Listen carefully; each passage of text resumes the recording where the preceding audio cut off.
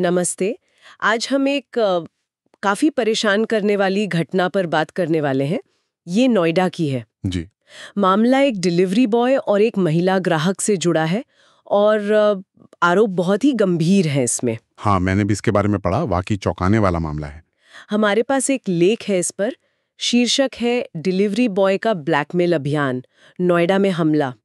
तो आज हम कोशिश करेंगे कि इस पूरी घटना को समझें, मतलब इसका पूरा सीक्वेंस क्या था। हाँ, और अपराध किस तरह का था, उसकी प्रकृति क्या थी। बिल्कुल। और ये भी कि भाई रोजमर्रा के जो हमारी सर्विस इंटरैक्शंस होती हैं उसमें भरोसे और सुरक्षा पर ये क्या सवाल खड़े करता है। सही बात है, चलिए देखते हैं इसे। तो कहानी शुरू होती है एक 23 साल के लड़के से। गौरव हेयर ड्रेसर था और साथ में ग्रोसरी डिलीवरी भी करता था। अच्छा। आरोप ये है कि उसने एक महिला को चाकू की नोक पर कपड़े उतारने को मजबूर किया, बच्चों को मारने की धमकी दी, वीडियो बनाए और फिर मतलब 2 महीने से भी ज्यादा तक ब्लैकमेल किया। 2 महीने तक? ये तो बहुत लंबा समय है। हाँ, और ये सब शुरू हुआ जुलाई में, ग्रेटर नोएडा में, महिला के अपार्टमेंट में। गौरव वहां दूध और घर का दूसरा सामान डिलीवर करता था। तो मतलब कोई अनजान आदमी नहीं था। नहीं, रोज का आने जाने वाला एक तरह से। जाना पहचाना चेहरा। ये तो और भी डरावना है। बिल्कुल।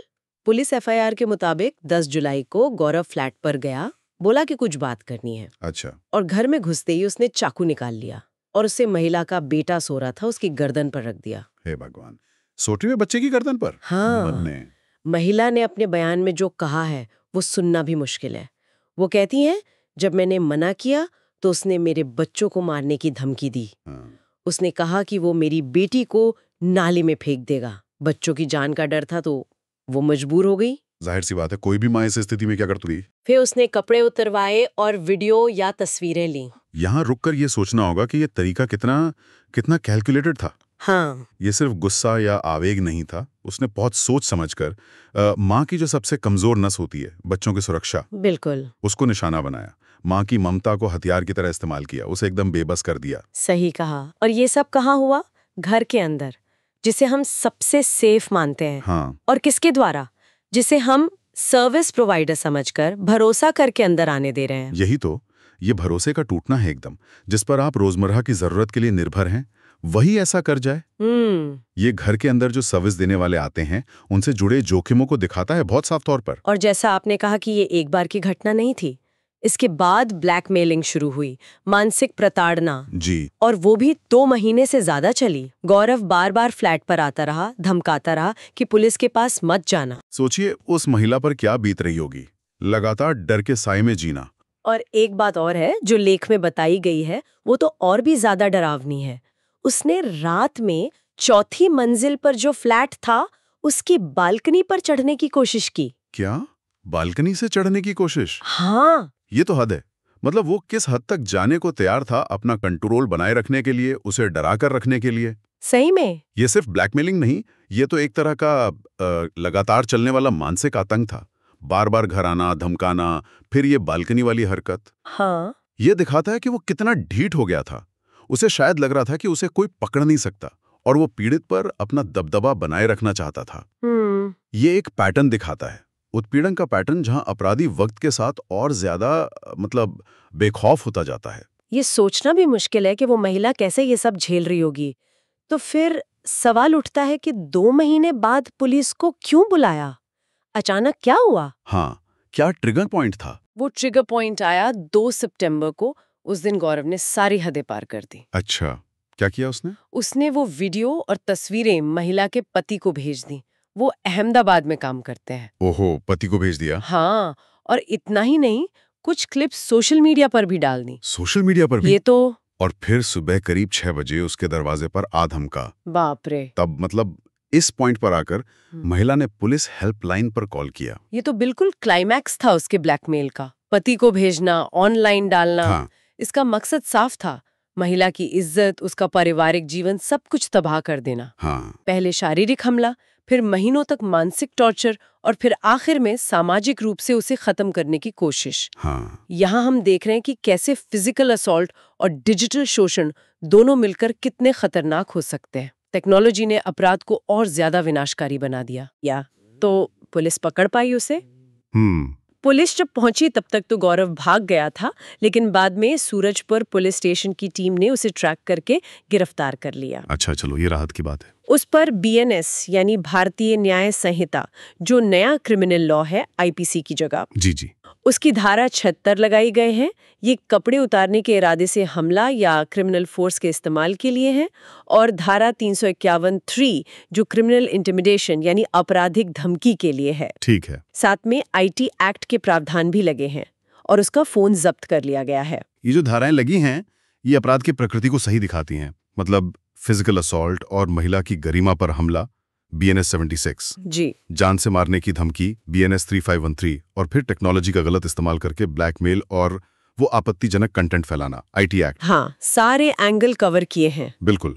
और फोन जब्त करना बहुत जरूरी था इस केस में। क्यों? उससे क्या मिलेगा? उससे बहुत कुछ मिल सकता है। हाँ। एक तो उस घटना के और सबूत, जैसे वो वीडियो, तस्वीरें, धमकी वाले मैसेज शायद हों। हाँ, हो सकते हैं। और ये भी पता चल सकता है कि उसने ये मटेरियल कहीं और तो सेव नहीं किया, किसी और को तो नहीं भेजा। अच्छा, हाँ, ये भी मुमकिन है। और एक और बात, जैसा लेख में लिखा है, पुलिस ये भी जांच कर रही है कि कहीं उसने दूसरों को भी तो निशाना नहीं बनाया। ओह, अच्छा, मतलब ये अकेली घटना नहीं हो सकती। हाँ, ये आशंका है। हो सकता है ये उसका पैटर्न रहा हो, पहले भी उसने ऐसा कुछ किया हो।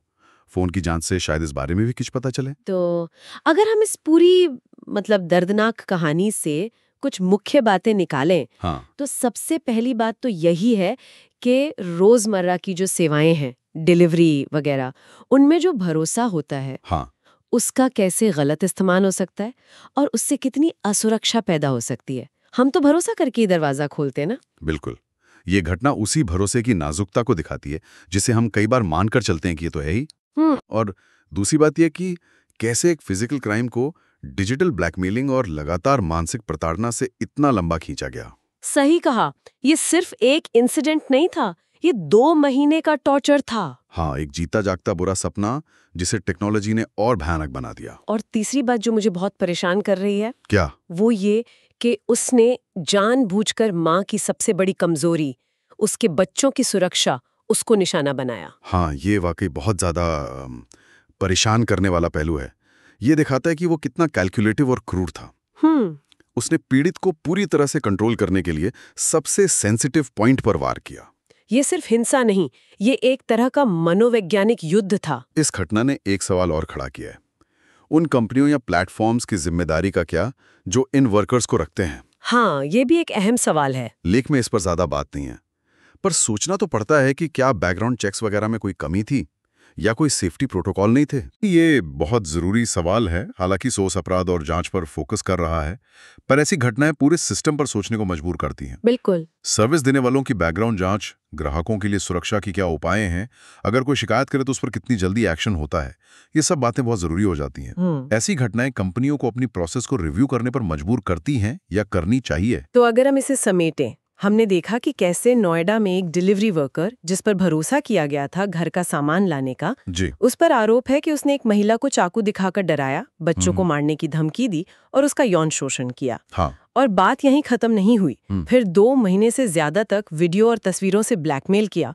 उसे मानसिक रूप से प्रताड़ित करता रहा। हाँ, लगातार। और आखिर में जब उसने वो कंटेंट पीड़िता के पति को भेजा और सोशल मीडिया पर डालने की हद पार की, तब जाकर पुलिस को बुलाया गया और वो गिरफ्तार हुआ। उस पर BNS और IT एक्ट की गंभीर धाराएं लगी हैं और पुलिस ये भी जांच कर रही है कि कहीं और लोग भी तो उसका शिकार नहीं बने। ये मामला वाकई हमें गहराई से सोचने पर मजबूर करता है। किस बारे में? इस बारे में कि आज हम अपनी रोजमर्रा की जिंदगी में बाहरी सेवाओं और लोगों पर कितने ज्यादा निर्भर हो गए, है ना? हाँ, ये तो है।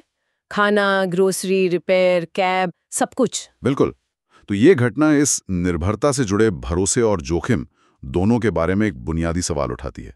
ये एक तरह का अलिखित सोशल कॉन्ट्रैक्ट है जो हम इन सर्विस वालों के साथ करते हैं जब हम उन्हें अपने घरों तक आने देते हैं, अपनी प्राइवेट स्पेस में। हाँ, सही कहा, एक अनकहा भरोसा। तो सवाल ये है कि इस सुविधा और इसके साथ आने वाले खतरों के बीच संतुलन कैसे बने। हम उन लोगों पर कितना भरोसा कर सकते हैं जिन्हें हम जानते भी नहीं ठीक से। भरोसे की वो लाइन कहाँ खत्म होती है और सावधानी कहाँ से शुरू होनी चाहिए, खासकर तब जब सर्विस प्रोवाइडर और हमारी पर्सनल लाइफ के बीच की रेखा इतनी धुंधली हो जाती है। इसके कोई आसान जवाब नहीं है शायद। बिल्कुल नहीं, लेकिन आज के इस सर्विस पर टिकी दुनिया में इन सवालों पर सोचना, लगातार सोचना बहुत जरूरी है।